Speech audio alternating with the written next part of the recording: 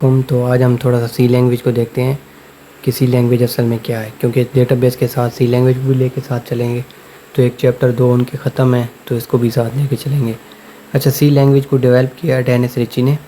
C is a structured programming language, ठीक है, यानी इसकी स्ट्रक्चर है प्रैक्टिकली है। C support function that enable easily maintainability of code by breaking large file into smaller module, यानी इसके अंदर ये आप कर सकते हैं कि बड़े प्रोग्राम के छोटे छोटे हिस्से बना के उनको ईज़िली सेपरेटली चला सकते हैं। इसके अंदर आपके पास कमेंट्स होते हैं जिससे आपको कोड का मकसद समझ आ जाती है। C is a very powerful language. अच्छा, इसका स्ट्रक्चर क्या है थोड़ा सा मैं आपको बता दूँ। अच्छा, ये जो हैश है ये इसकी स्टार्टिंग को ज़ाहिर करता है, हेडर फाइल को इंक्लूड शामिल करना। अच्छा, ये स्टूडियो क्या होता है, इसका मतलब है स्टैंडर्ड, आई का मतलब इनपुट, ठीक हो गया, और ओ का मतलब क्या है आउटपुट, और डॉट एच का मतलब है हेडर फाइल। कौन सी फाइल? Header file. अच्छा, जब तक ये प्रोग्राम के अंदर ये वाली हेडर फाइल नहीं होंगी सी प्रोग्राम शुरू नहीं होगा। सी प्रोग्राम को लिखते वक्त हम इस फाइल का लाजमी इस्तेमाल करेंगे, इसके बगैर आपका प्रोग्राम शुरू ही नहीं होगा। तो याद रखें, सी प्रोग्राम जब भी लिखेंगे तो सबसे पहले क्या लिखेंगे? हैश इंक्लूड, ठीक है, और इस वाली ब्रैकेट को हम पढ़ेंगे एंगल ब्रैकेट। क्या पढ़ेंगे? Angle bracket. अच्छा चलिए, ये तो हो गया। अब आगे आते हैं, क्या कहते हैं, हेडर फाइल। अब यही हेडर फाइल्स हैं। Specified in include section is called header file. इसको हम इंक्लूड के अंदर शामिल करेंगे, यानी कि इस ब्रैकेट के अंदर शामिल लिखने का मतलब हम इसको इंक्लूड कर रहे हैं।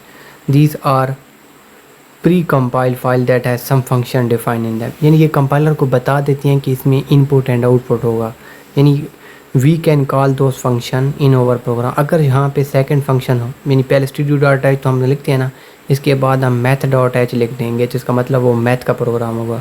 अगर वहाँ phy.com लिख लेंगे, एच लिख लेंगे, तो इसका मतलब वो फिज़िक्स होगी, ठीक है। तो ये वो फाइलें होती हैं जो कंपाइलर को बता रही होती हैं कि क्या हो रहा है।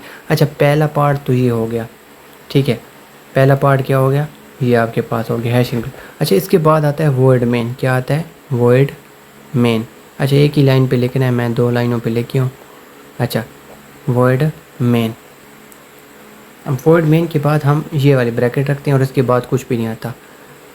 ये प्रोग्राम का वो हिस्सा होता है जहाँ से प्रोग्राम चलना शुरू हो जाता है, यानी सी प्रोग्राम का पहला हिस्सा हेडर फाइल, दूसरा मेन, ठीक है, और तीसरा उसका बॉडी ऑफ सी प्रोग्राम होता है। तो मेन इज़ द प्रोग्राम, यानी वो वाला पॉइंट है जहाँ से प्रोग्राम चलना शुरू करेगा। फ्रॉम दिस फंक्शन, जहाँ से हम प्रोग्राम लिखेंगे, राइट करेंगे, और या क्या कहते हैं, there may be or not be other function written by the user in a program, कि यहाँ पे कोई फंक्शन यूज़र लिख भी सकता है और नहीं भी लिख सकता। Main function is compulsory for C program, जैसे हेडर फाइल कंपलसरी है, मेन फंक्शन भी। अब नीचे एग्जांपल आ गई है, सबसे पहले देख लें क्या है, हैश इंक्लूड स्टूडियो। आप इसको छोड़े, इंट मेन को छोड़े, आप यहाँ पे इस्तेमाल करेंगे सिंपल वॉइड मेन फंक्शन। कौन सा फंक्शन? वॉइड मेन, ठीक हो गया इस तरह।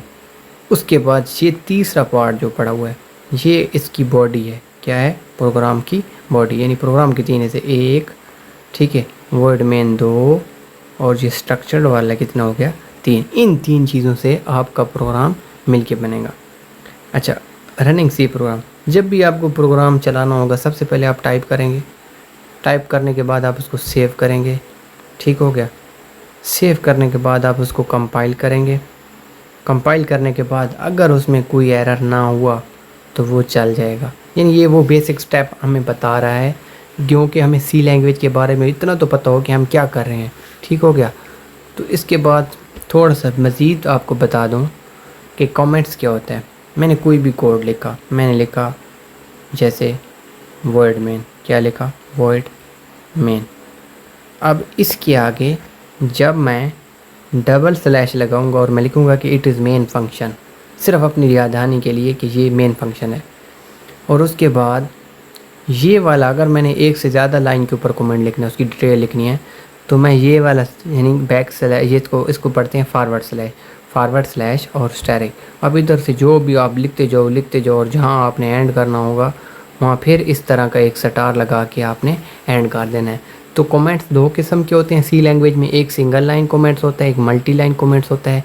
जो किसी भी कोड के आगे सिर्फ ये लिख दिया जाता है कि हमने ये कोड क्यों इस्तेमाल किया। ये प्रोग्राम कैसे नहीं होते, ये आपको बता रहे होते हैं कि वो कोड तो ऐसी शक्ल में नहीं होता कि पता चल जाए। तो आगे कल को कोई दूसरा प्रोग्रामर आए, कोई भी पढ़ने आए, तो कोड चेक करे तो को पता होगा ये कोड किस मकसद के लिए इस्तेमाल किया गया है। अच्छा, डेटा टाइप कितनी किस्म की होती हैं मैं आपको बता दूँ। डेटा टाइप वैसे आप 4 ही सिंपल तैयार करें। इंटीजर, वो तमाम नंबर जो जमा और नफ़ी के अंदर हों लेकिन इशारे के बगैर हों। फ्लोट, वो तमाम नंबर जो इशारे के साथ हों। ठीक हो गया, बस ये आप याद रख लें। मैं आगे आपको तीसरी और चौथी भी बता दूंगा कि वो कौन सी होती हैं। अच्छा, तीसरी और चौथी कौन सी है? एक करेक्टर डेटा टाइप है। कोई भी चीज़ जिसको आप सिंगल कोटेशन में लिख दें वो करेक्टर डेटा टाइप। अब ये करेक्टर बन गई है, ये 2 था, करेक्टर नहीं था, लेकिन जब इसके अंदर मैंने सिंगल कोटेशन में बंद किया तो ये करेक्टर डेटा टाइप है। इस तरह डबल कोटेशन होती है। कोई भी फेमस चीज़ उसको हम डबल कोटेशन में लिखेंगे, वो स्ट्रिंग डेटा टाइप बन जाएगी। STRING। ये 4 बेसिक डेटा टाइप आपकी इस्तेमाल होंगी। कौन कौन सी? इंटीजर, ठीक हो गया, फ्लोट, उसके FLOAT, ठीक हो गया, उसके बाद करेक्टर CHAR 4, STR स्ट्रिंग। ये शॉर्ट फॉर्म में हम लिखते हैं, पूरा लफ्ज़ नहीं लिखेंगे। शुक्रिया।